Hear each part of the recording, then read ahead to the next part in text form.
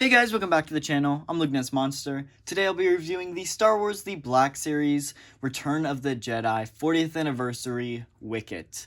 Now this one is a brand new figure, and this is actually his first release is on this 40th Anniversary card back. Now this is obviously not the standard Black Series packaging. This is actually a throwback, like I said, for the 40th Anniversary of Return of the Jedi, and it does look incredible. I love the photo they used for Wicket. It looks great. This is the exact same card back that the original Kenner figure used, so that is a throwback to that, but obviously we do have the Kenner logo here.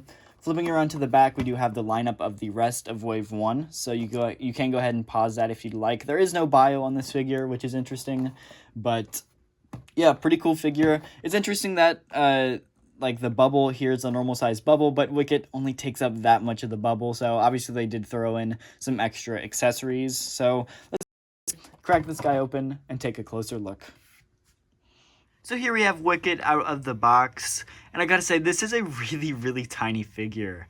I was surprised with how small the figure was, because it looks small in the packaging, but it feels even smaller when you have it out of the box and in hand. But I gotta say, it's a small figure, but it still has a lot of articulation that really surprised me. So it was really interesting to see that on this figure, and it really doesn't disappoint. So let's go ahead, get him off of the stand, take a closer look at its articulation and accessories. So taking a look at this figure, I am really impressed with the amount of paint detail on this figure.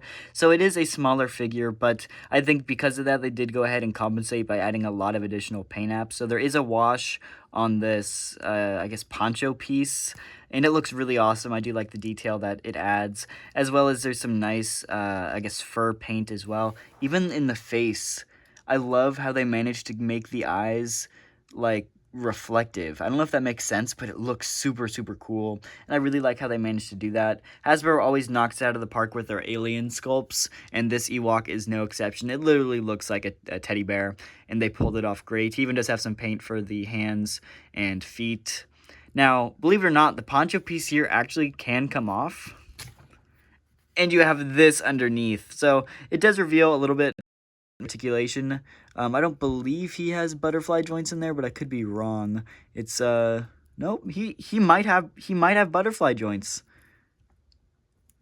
It's really hard to tell, but it does show that he does have some neck articulation just hidden under there, which you wouldn't normally get without that off, but that is horrifying, so that is going to go ahead and stay on.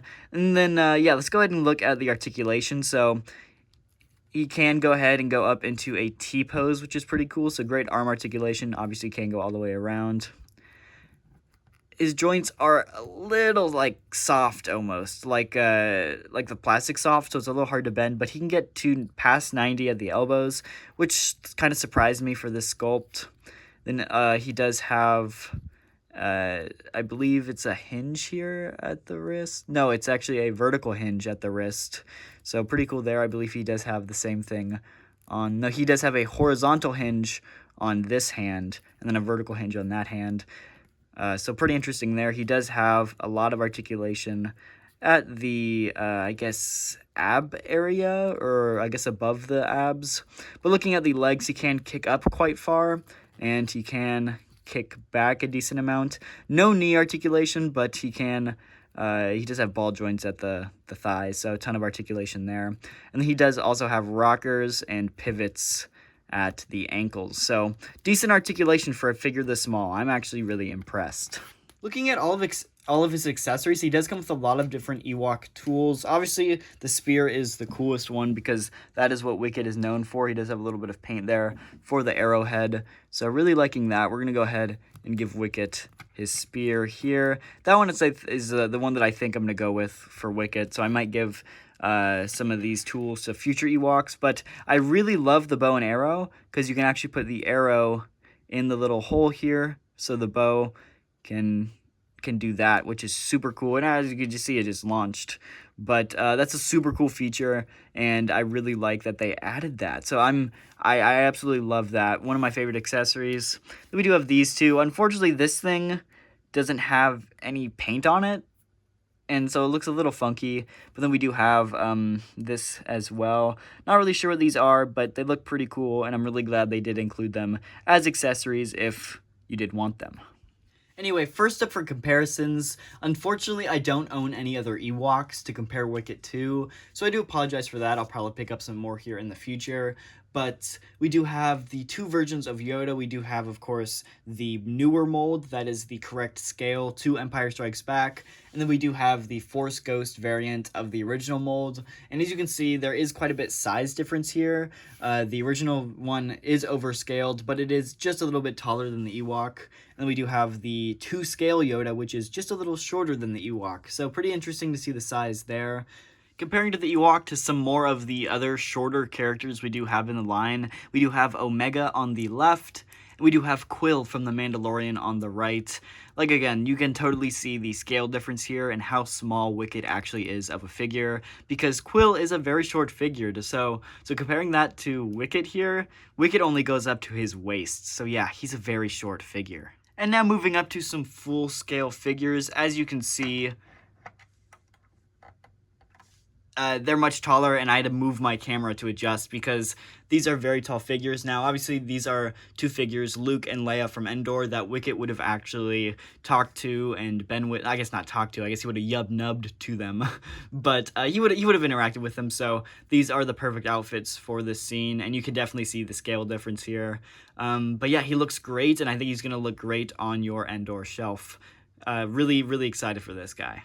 In some even taller figures here as well, we do have Endor Han on the left, and we do, of course, have the Scout Trooper on the right. Some more figures that Wicket or all the Ewoks would have interacted with throughout the movies. So, like I said, really great, and he's going to look good on your Endor shelf or even just Return of the Jedi shelf in general. With some more figures that the Ewok would have interacted with, we do have a standard Imperial Stormtrooper on the left, and we do have the Empire Strikes Back version of Chewbacca on the right.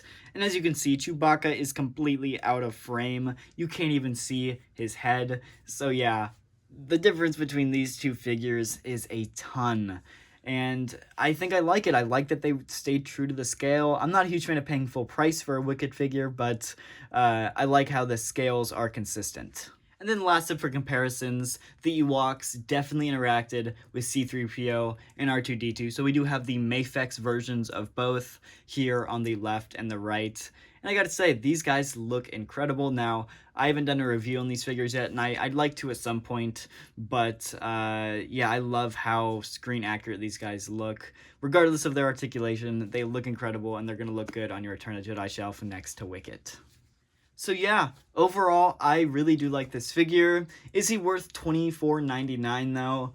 I'm gonna say no, even with the extra accessories. I think he's great, but I don't know if I would pay full price for him. So I say if you want him, maybe try to wait till he goes on clearance. But I think he's a great figure, and I think as an Ewok, he's probably going to be your best option for an Ewok. But like I said, I just have a hard time paying that much for a little tiny figure like that. But at the end of the day, you do you. If you want this figure for full price, go ahead and pick him up, because I think he's great. I think he's a brand new sculpt, so he's definitely worth that money. But like I go back and forth. So overall, I like it though. Leave a comment down below what you guys think, and I'll see you guys in the next video.